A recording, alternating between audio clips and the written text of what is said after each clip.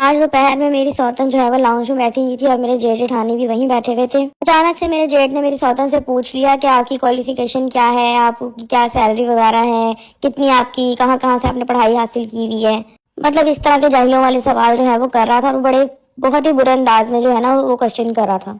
क्योंकि मेरा जेठ जो है पढ़ा लिखा नहीं और ना ही मेरी जेठानी पढ़ी लिखी है, तो उनके बात करने का अंदाज बहुत ही बुरा होता है। मैं तो इतने सालों से बर्दाश्त कर ही रही हूँ, क्योंकि जेठ के अलावा वो मेरी खाला का बेटा भी है, तो हम लोग बचपन से ही देख रहे हैं इन सब लोगों को। लेकिन मेरी सौतन के लिए सब चीजें बहुत ज्यादा नई थी।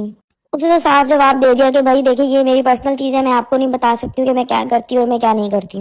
बाकी आपको पता ही है कि मैं इंजीनियर हूँ और मैं अच्छी जॉब करती हूँ, लेकिन मैं आपको सैलरी नहीं बता सकती। सैलरी और एज तो कभी किसी की पूछनी भी नहीं चाहिए, लेकिन मेरा जेठ जाहिल था तो इसलिए हम कुछ कर नहीं सकते थे। फिर मेरे जेठ ने अचानक से उससे पूछा कि आपको खाना वगैरह बनाना आता है? तो कहती ना ही मुझे खाना पकाना आता है, ना ही मुझे घर का कोई काम करना आता है। तो कहता मतलब जब से आपकी शादी हुई है तब से आपने कुकिंग वगैरह कुछ भी नहीं की?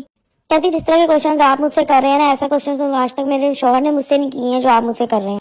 ना ही मुझे खाना पकाना आता है, ना ही मुझे घर का कोई काम करना आता है, और अगर आता भी होगा तो भी मैं नहीं करूंगी, क्योंकि मैंने इतनी ज्यादा तालीम इसलिए हासिल नहीं की है कि मैं यहाँ पे घर की जो है वो किचन की छिपली बन के फिरती रहूं। मेरे बारे में वो ये कह रही थी कि आपकी जो दूसरी वाली भाभी है वो इसलिए ये सब काम वगैरह कर लेती है कि वो शुरू से ही काम कर रही है। वो भी पढ़ी लिखी है, लेकिन उन्होंने कभी कोशिश ही नहीं की है कि वो कहीं बाहर जाके जॉब वगैरह कर सके या कुछ ऐसी चीज कर सके। तो मेरा जेठ कहता है भाई उसको तो मेरे भाई ने कभी वो ऐसी कमी महसूस ही नहीं होने दी है। मेरी तब महसूस नहीं होती थी ना कमी, लेकिन अब तो उसको बहुत कमी महसूस होती है, क्योंकि आपका भाई तो उसको 2-2 महीने पैसे नहीं देता। वो बहुत अच्छी है जो आप लोगों के साथ इतने अच्छे से रह रही है, लेकिन मैं बिल्कुल भी अच्छी नहीं हूँ।